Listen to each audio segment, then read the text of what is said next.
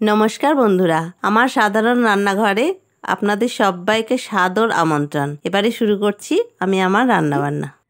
শীত শেষ আর গরম পড়ার শুরুতে যে সবথেকে প্রিয় খাবার আমাদের সজনে ফুল, সেই সজনে ফুল আমি রান্না করব।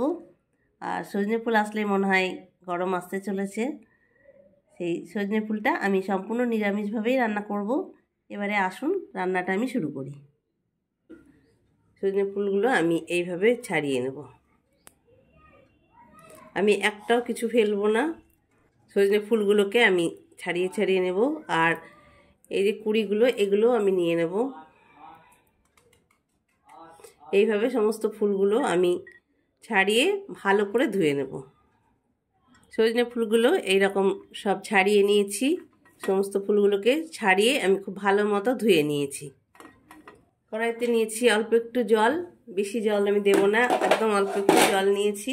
আর এই রান্নাটায় আমি একটু মটরশুঁটি দেবো, তাই মটরশুঁটিটা দিয়ে দিলাম। একটুখানি লবণ, একে একে সব ফুলগুলোকে দিয়ে দেবো।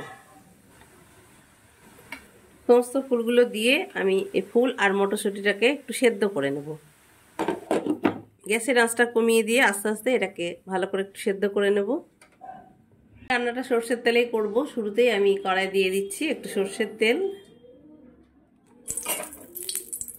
তেলটা ভালো মতো গরম হয়ে গেছে। আমি শুরুতে বড়িগুলোকে ভেজে নেব।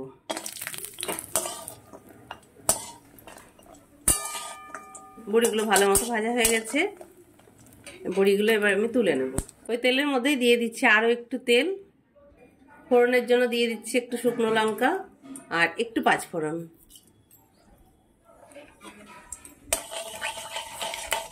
পাঁচফোড়ন আর শুকনো লঙ্কাটা ভাজা হয়ে গেছে। দিয়ে দিচ্ছি আলু। আমি অল্প একটু আলু দিয়েছি, আপনারা চাইলে আলু নাও দিতে পারেন। এটা আলু ছাড়া করলেও ভালো লাগবে।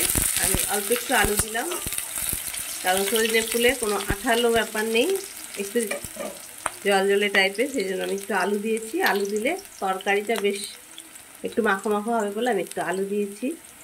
আলুটা খুব ভালো মতো ভাজা হয়ে গেছে। আমি দিয়ে দিচ্ছি একটু বেগুন কুচো করে নিয়েছি, বেগুন।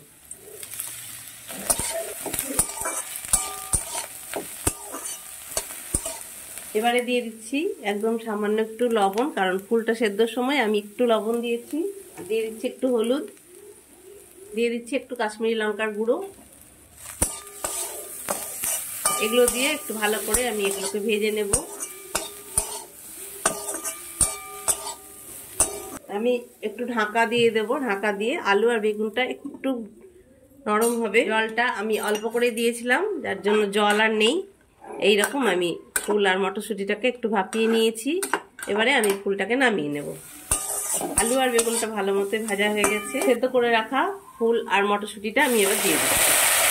আমি আলাদা করে আর জল দেবো না। ফুল সেদ্ধর মধ্যে যা একটু জল ছিল সেই জলটাতেই রান্নাটা হয়ে যাবে।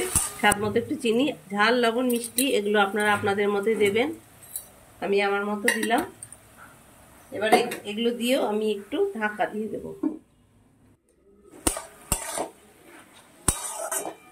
তরকারিটা বেশ ভালোই মাখো মাখো হয়ে গেছে। আমি দিয়ে দিচ্ছি ভেজে রাখা বড়িগুলো। শীত শেষ হতে চলেছে। শীত শেষ হওয়ার মুহূর্তে গরম আসছে। গরমের আগাম এই সজনে ফুল আমাদের জানিয়ে দেয় যে গরম আসতে চলেছে। আর এই সজনে ফুলের রান্না নিশ্চয়ই সবারই খুব প্রিয় খাবার। আর এটা সম্পূর্ণ নিরামিষ। এটা খেতেও খুব ভালো হয়। আর সজনে ফুল বেশি দিন থাকেও না, কয়েকদিনের জন্য সজনে ফুলটা আমরা পাই, যার জন্য সজনে ফুলটা খেতে কিন্তু খুবই ভালো লাগে। আপনারাও বাড়িতে নিরামিষ এইভাবে সজনে ফুল রান্না করবেন। এটা দিয়ে কিন্তু বেশ অনেকটাই ভাত খাওয়া যায়। আমি দিয়ে দিচ্ছি একদম একটুখানি ভাজা মশলা আর দিয়ে দেবো একটুখানি ঘি। আলুটা একটু দেওয়ার জন্য একটু বেশ মাখো মাখো হয়েছে। আপনাদের আলু দেওয়া যদি অসুবিধা থাকে আলু দেবেন না। আলু ছাড়া বড়ি ভাজা দিয়ে, বেগুন দিয়ে, মটরশুঁটি দিয়ে করলেও কিন্তু এটা খেতে খুবই ভালো লাগে। আমি তো কোনো বাটা মশলা দিইনি, বাটা মশলা ছাড়াই এই রান্নাটা আমি করে নিলাম। আর নিরামিষ এই সজনে ফুলের তরকারি, এটা কিন্তু খেতে সত্যি খুবই ভালো লাগে খেতে। গরম ভাতে গরম গরম এই তরকারি হলে কিন্তু বেশ অনেকটাই খাওয়া হয়। আর এই রান্নাটা কিন্তু রুটি পরোটার সঙ্গেও খুব ভালো লাগে খেতে। আমার রান্না যদি আপনাদের ভালো লাগে তাহলে অবশ্যই আমার পাশে থাকবেন, এই আশা নিয়েই আজকে রান্নাটা আমি শেষ করছি। এবারে রান্নাটা আমি নামিয়ে নেব।